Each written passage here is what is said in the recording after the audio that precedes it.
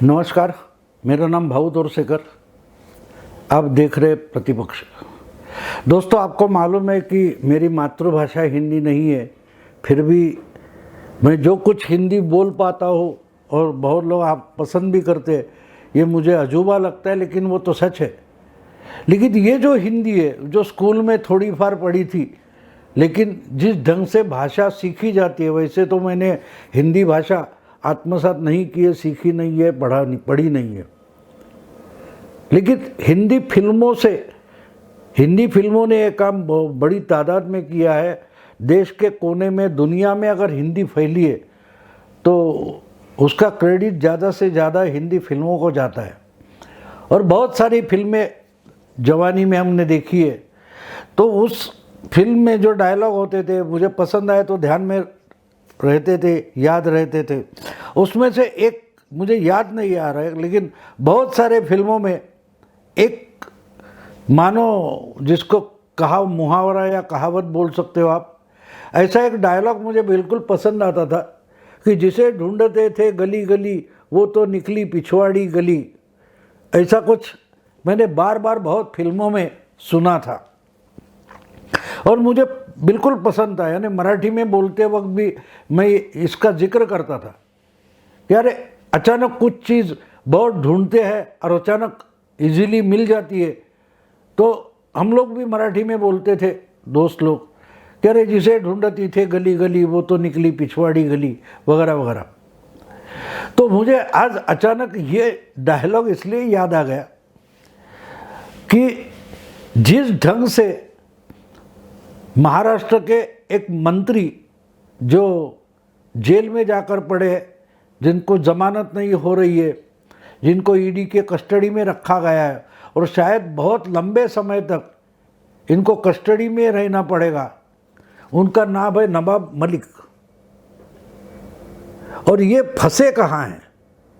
तो ये फंसे हैं कि जो टेररिस्ट है, दहशतगर्द है, दाऊद वगैरह, उनकी गैंग से इन्होंने हाथ मिलाया है, कुछ व्यवहार किया है, लेन देन की है। ऐसे मामले में नवाब मलिक फंसे हैं। अब देखिए कैसी बात होती है कि जिसके साथ फंसे उसका भी नाम दाऊद निकले। हम अगर भूले नहीं हैं तो पिछले कुछ महीनों से नवाब मलिक अगर मीडिया में प्रतिदिन झलकते रहे तो जो झलकियां हम देखते थे उसमें भी दाऊद का जिक्र आता था। लेकिन ये दाऊद, जिस मामले में आज नवाब मलिक फंसे हैं, वो दाऊद और इनकी प्रेस कॉन्फ्रेंस में जिस दाऊद का जिक्र होता था वो दाऊद बिल्कुल अलग थे। और किस्मत की मजाक देखिए, ये जिसको दाऊद दाऊद दाऊद बताते रहे, कागजात लेके आते थे, कोई झेरॉक्स लेके आते थे, किसी की जन्मपत्री लेके आते थे, किसी के शादी का कार्ड लेकर आते थे, किसी से स्कूल का लिविंग सर्टिफिकेट लाते थे और बताते थे देखो ये दाऊद है, ये मुस्लिम है, जिसका असलियत में नाम ज्ञानदेव था, ज्ञानदेव वानखेड़े, जो एनसीबी के जोनल डायरेक्टर, जिन्होंने शाहरुख खान के बेटे को पकड़ा था, समीर वानखेड़े, उनके पिताजी, जिनका नाम ज्ञानदेव वानखेड़े है। तो ज्ञानदेव वानखेड़े है, ओरिजिनली ज्ञानदेव नहीं है, तो वो दाऊद है। ये साबित करने के लिए दिन प्रतिदिन, हर दिन लगातार 2-3 महीने यही नवाब मलिक लड़ते झगड़ते रहे, इस गली उस गली कागजात ढूंढते रहे कि ज्ञानदेव को दाऊद कैसे प्रूव करे, कैसे साबित करे कि जो ज्ञानदेव वानखेड़े है वो असलियत में दाऊद वानखेड़े है। क्यों? क्योंकि इन्होंने किसी मुस्लिम महिला से शादी की थी और इनका बेटा जो पैदा हुआ वो उस मुस्लिम महिला से जन्मा हुआ है। तो ये इसके लिए मुस्लिम बन गए थे और इन्होंने खुद का नाम दाऊद रखा था। तो अभी वो मामला कोर्ट में जारी है। फिर ज्ञानदेव वानखेड़े है, उन्होंने SC/ST कमीशन में भी कंप्लेंट की है, तो उस पर भी हाईकोर्ट में मामला चल रहा है, तो वो बात अलग है। लेकिन जो नवाब मलिक इस गली उस गली ढूंढकर ज्ञानदेव को दाऊद साबित करना चाहते थे, वो दाऊद आखिर सामने आ गया। लेकिन वो दाऊद वानखेड़े नहीं है, ये हसीना पारकर का भाई है, इकबाल कास्कर का भाई है। और जो पाकिस्तान में बैठा दुनिया जिसको टेररिस्ट मानती है, अमेरिका या यूनाइटेड नेशंस ने जिसको ग्लोबल टेररिस्ट डिक्लेयर किया है, उस दाऊद को, वो दाऊद आखिर सामने आ गया। यानी नवाब मलिक के पिछवाड़ी गली में निकला, वो पिछवाड़ी गली से निकला है, क्योंकि इन्होंने छुपकर गुपचुप जो लेन देन के व्यवहार किए थे, वो जिनके साथ किए थे, वो डायरेक्टली दाऊद से कनेक्टेड लोग हैं। क्या किस्मत भी मजाक करती है। देखो दोस्तों, ये समीर वानखेड़े को दाऊद वानखेड़े का बेटा बनाने निकले थे और खुद कहाँ पहुँच गए? दाऊद की गली में, डायरेक्ट दाऊद की गली में। जिस दाऊद ने मुंबई में 30 साल पहले धमाके किए थे, 250-300 लोग मर गए थे, 800-1000 लोग जख्मी हुए थे, उस दाऊद से इनकी डायरेक्ट लेन देन निकली। और ये वानखेड़े को पर उंगली उठाकर ये दाऊद का बेटा है, ये दाऊद का बेटा है चिल्ला रहे थे। लेकिन ये तो खुद दाऊद के डायरेक्ट रिलेशन में निकले, इनका रिश्ता ही निकल आया दाऊद के साथ। नवाब जिसे ढूंढते थे गली गली, वो दाऊद तो निकला पिछवाड़ी गली। देखो दोस्तों, एक बात होती है, हमेशा एक बात होती है दिमाग में, जब आप झूठ बोलते हो, झूठ बोलने का एक बात धोखा ये होता है कि झूठ हमेशा ध्यान में रखना पड़ता है, भूल कर नहीं चलता, भूलोगे तो फंस जाओगे। क्योंकि जो सच्चाई है, आपको नींद से कोई उठाएगा, नींद टूट जाएगी और कुछ भी सवाल पूछेगा तो जो सच है वो अपने आप मुंह पर आ जाएगा, होठों पर आ जाएगा, क्योंकि उसमें ध्यान में रखने की जरूरत नहीं हो, तो मेमोराइज होता है, पक्का होता है। सच्चाई जो है वो आपके जहन में, मन में इतनी पक्की होती है, ये आधी भी नींद खुले, उसमें सवाल पूछा तो भी आप सच है वही जवाब दे दोगे। लेकिन झूठ का वो वैसा नहीं होता। झूठ बात ऐसी होती है कि झूठ आपको ध्यान में रखना पड़ता है कि बार बार बोलना है तो क्या बोलना है, उसको क्या बोला था वही इसको बोलना है, वही इसको बोलना है, तब आप झूठ सच में कन्वर्ट कर सकते हो। तो नवाब मलिक समीर वानखेड़े को मुस्लिम ठहराने के लिए, बताने के लिए उसके पिताजी को दाऊद बना रहे थे, और खुद तो दाऊद से लिपटे बैठे थे, करोड़ों की लेन देन करते थे, कौड़ी के दाम से जमीनें खरीदते थे और दाऊद के रिश्तेदारों के लिए खरीदते थे, उनसे खरीदते थे, उनकी जब्त हो सकती थी वो जमीनें, प्लॉट्स, भूखंड, वो जमीनें बचाने के लिए पैसा इन्वेस्ट करते थे। तो इसलिए ज्ञानदेव वानखेड़े को दाऊद बनाने की कोशिश कहाँ से आई? क्योंकि इनके जहन में, मन में, दिमाग में दाऊद इतना फिट बैठा है, दाऊद इतना फिट बैठा है कि समीर वानखेड़े के पिताजी को भी ये दाऊद बनाने निकले थे। तब इन्होंने सोचा तक नहीं था कि यार ये नाटक करते करते मैं खुद दाऊद नाम के फंदे में फंस जाऊंगा, और अब फंसे।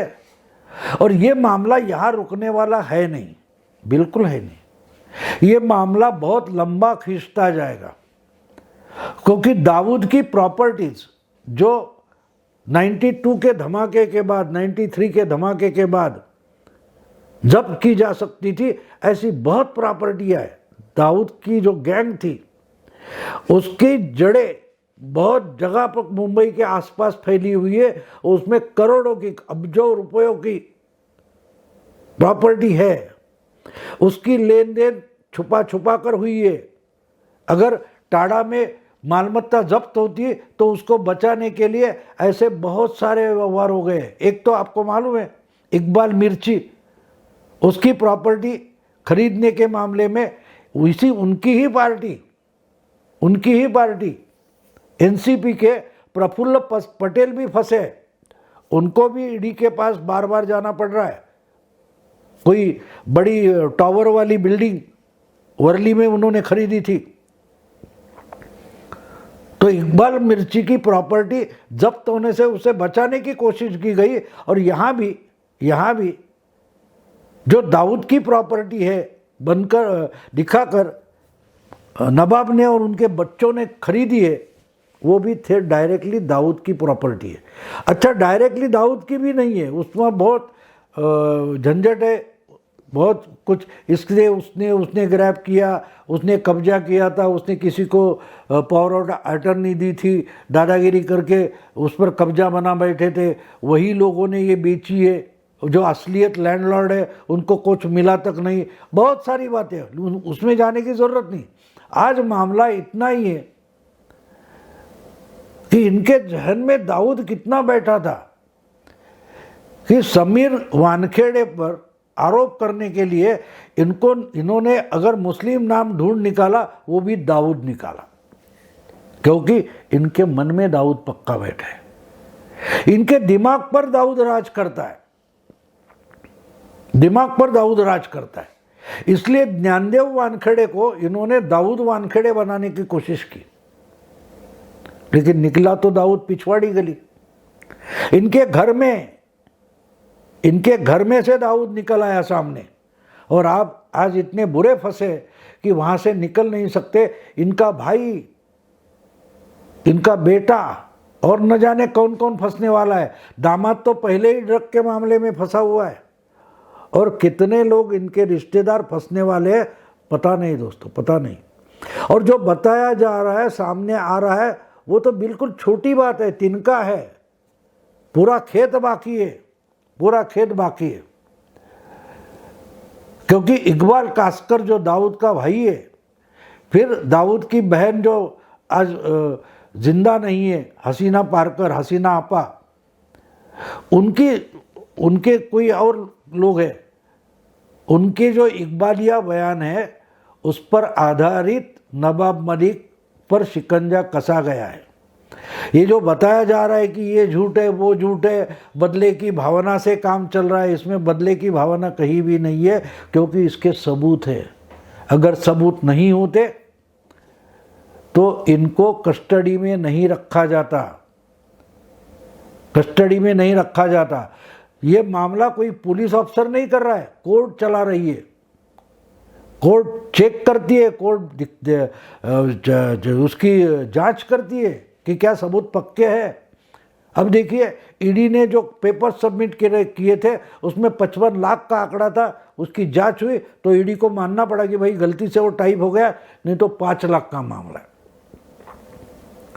यानी इतनी जांच होने के बाद भी 55 लाख लिखा गया था, वो 5 लाख निकले, फिर भी इनकी कस्टडी ईडी के पास रखी गई है। उसका मतलब क्या होता है? नवाब बहुत लंबे अंदर गए, एक मामले से निकलेंगे तो दूसरा मामला शुरू हो जाएगा, दूसरे मामले से निकलेंगे तो तीसरे मामले में फंसेंगे, और मामलों की कतार लगी हुई है, क्योंकि दाऊद की प्रॉपर्टी कम नहीं है। भंगार का धंधा करते करते आप करोड़पति बन गए, ना किसी अमिताभ के शो में गए और करोड़पति बन गए। मजाक बना रखा है, मजाक बना रखा है। मिनिस्टर तक बन गए। और जब ये मामला आगे आगे चलते जाएगा, उसमें बहुत सारे लोग आने वाले हैं।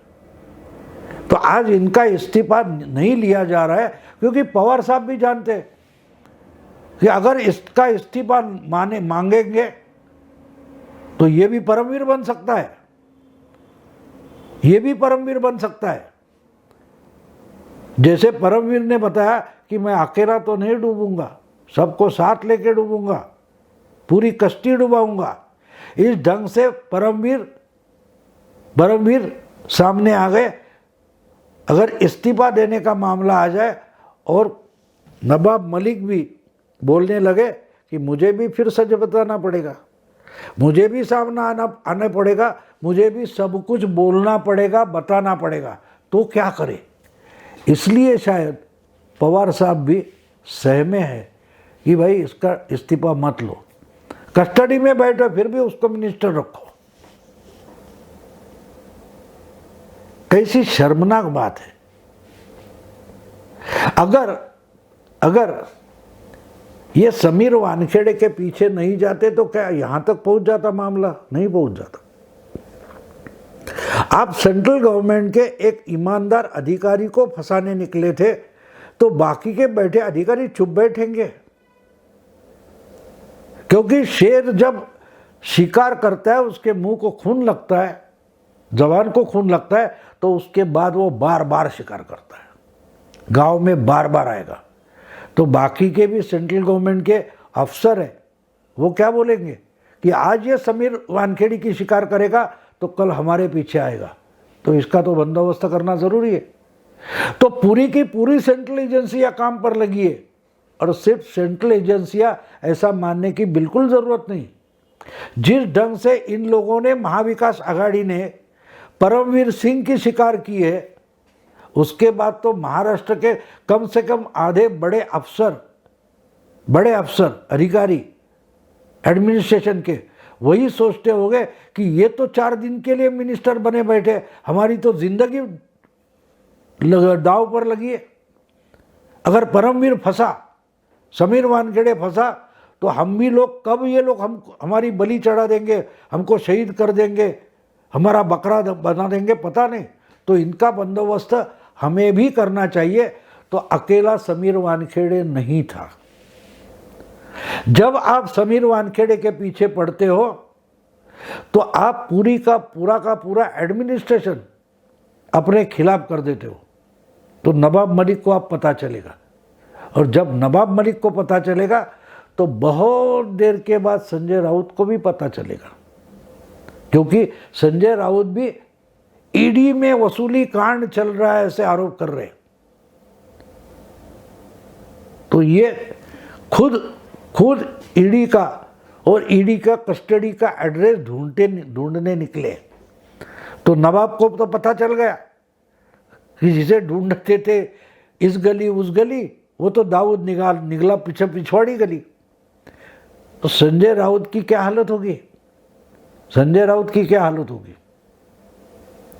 क्योंकि अगर आपने दुश्मनी मोड़ ली है तो ये लोग आपके भी पीछे पड़ेंगे।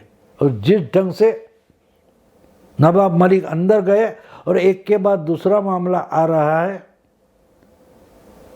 तो इनके बाद जिसका नंबर है उसकी हालत क्या होगी, जरा सोचो दोस्तों। मैं आज यही रुकता हूँ। अगर ये वीडियो आपको पसंद है तो लाइक कीजिए, शेयर कीजिए और प्रतिपक्ष को सब्सक्राइब कीजिए। नमस्कार।